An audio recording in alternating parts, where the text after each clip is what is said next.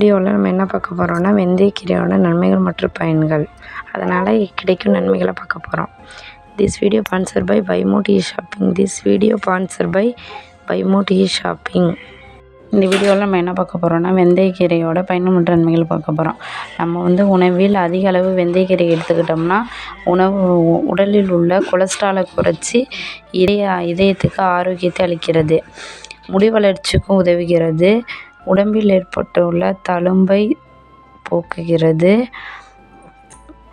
தொப்பையை குறைக்கிறதுக்கு வெந்தயக்கீரை முக்கிய பங்கு வகிக்கிறது.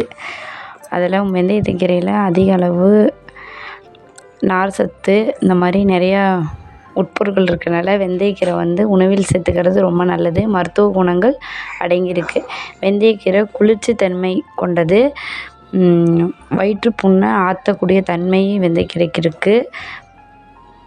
வெந்தயக்கீரை என்பது வெந்தயத்தோட இலையை குறிக்கிறது. இது மருத்துவ குணங்கள் அதிகம் உள்ளது. வெந்தயக்கீரை பொரியல், குழம்பு, சாம்பார் போன்ற பல உணவுகளை செய்து சாப்பிட்டா ரொம்ப நல்லது. கர்ப்பிணி பெண்களுக்கு வெந்தயக்கீரை பெண்களுக்கு மிகவும் பயனுள்ளதாக இருக்கிறது. இதில் வைட்டமின் மற்றும் தாதுக்கள் கருவின் வளர்ச்சிக்கு உதவுகிறது.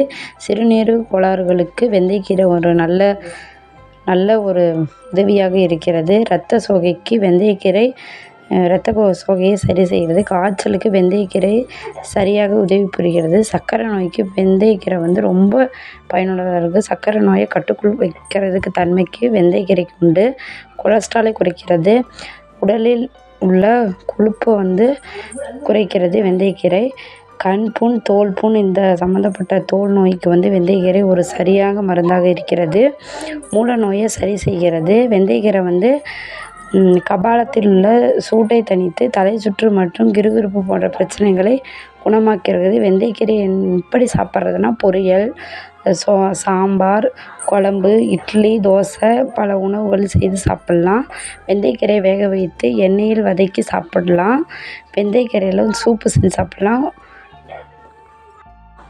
வெந்தயக்கீரையில் எப்படி கஷாயம் வைக்கிறதுனா அத்திப்பழம், திராட்சை, குடம்புளி இதெல்லாம் சேர்த்து தேன் கலந்து கஷாயம் வச்சு குடித்தோம்னா ரொம்ப நல்லது. வெந்தயத்தை வாரத்துக்கு ஒரு முறையாவது வெந்தயக்கீரை சேர்த்துக்கிறது ரொம்ப நல்லது. வெந்தயக்கீரை நிறைய பயனுள்ளதாக இருக்குது. இது நம்ம முடிஞ்ச அளவு வெந்தயக்கீரை சேர்த்துக்கலாம். வெந்தயக்கீரையால் சேர்க்க முடியலன்னா நம்ம வெந்தயத்தை குழம்புல சேர்த்துக்கிறது ரொம்ப நல்லாயிருக்கும். This video sponsor by Bymot shopping. Bymot product எல்லாமே நல்ல குவாலிட்டியாக இருக்கும். பைமோட் ஷாப்பில் வீட்டுக்கு தேவையான மளிகை ஜாமான்கள் அனைத்தும் பைமோட் ஷாப்பில் கிடைக்கும்.